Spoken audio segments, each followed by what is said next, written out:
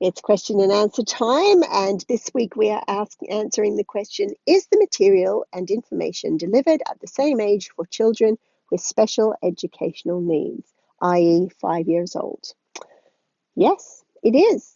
And interestingly, it's even more important to be delivering accurate information for children with special needs because they are more likely to be at risk for some sort of non-consensual activity. So it's going to be really important to communicate with your kid.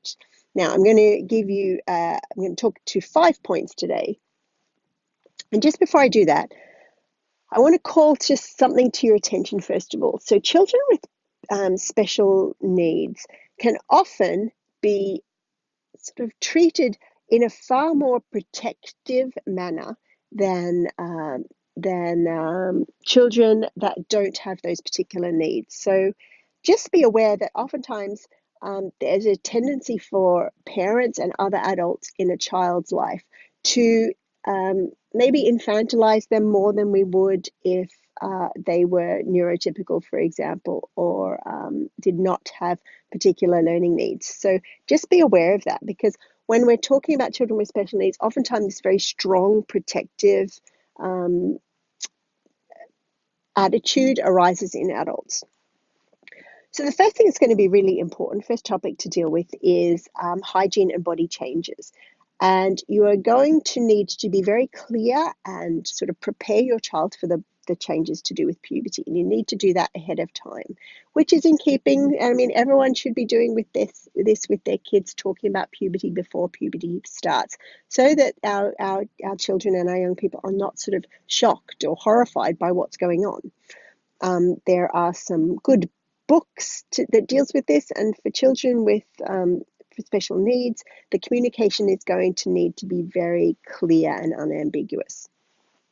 The second point is to normalize sexual thoughts and feelings. So as puberty kicks in, these feelings and thoughts may become more common. Now, not everybody has them, but a lot of people do with puberty. And so to make sure that your kid doesn't feel sort of shame or embarrassment, we need to tell them that most people have these sexual thoughts and feelings, and that's perfectly normal as we become going through puberty and moving towards being an adult. For children with special needs, this is the third point now, we need to be direct. So no indirect language like that people sleep together, because if your child has a very concrete brain, if you say to them, people sleep together instead of saying people having sex, then they are just going to literally think of two people sleeping in a bed, and that's not helpful. You really need to use the correct anatomical names.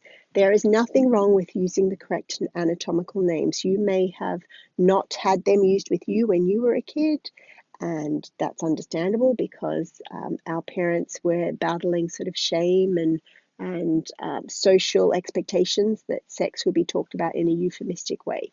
But it's really important for kids with special needs that we are clear and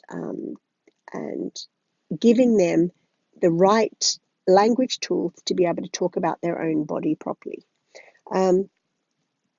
The fourth point is we need to break the information down into very small chunks. Now, you as a parent are the expert of your kid. I am not the expert of your kid. You are the expert of your kid.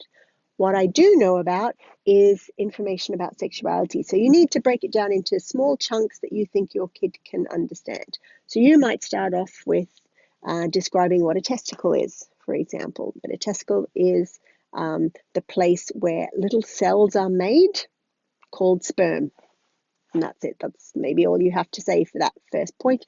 And then the next day you might build on it. So testicles are the place where little cells are made called sperm. And sperm is half of the information needed to create a new human being. You might say it like that. Now, keep in mind that sex is not just about making or creating babies. It's really important to talk about sex being fun and enjoyable. And people do it because they want to feel close to other people. So, I mean, I'm using an example there about how to talk about babies being made or testicles or sperms, but don't lose sight of the overarching purpose, which is to talk about the whole experience of being a sexual person. Okay. Then the fifth point is it's going to be really important to talk about healthy relationships versus unhealthy relationships.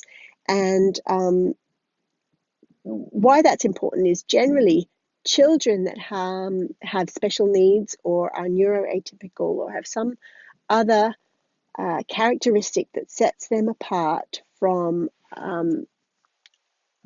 the majority of the rest of the population of children are more vulnerable to abuse.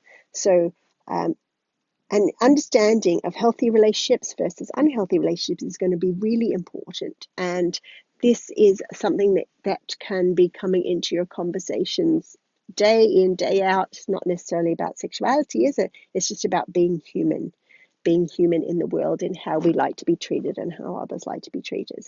Right, so that's 5 points. That was a very long answer. This video is already over 6 minutes, and that's not good. I always like to try and keep them short. I'll see you next time for another question and answer. Ciao.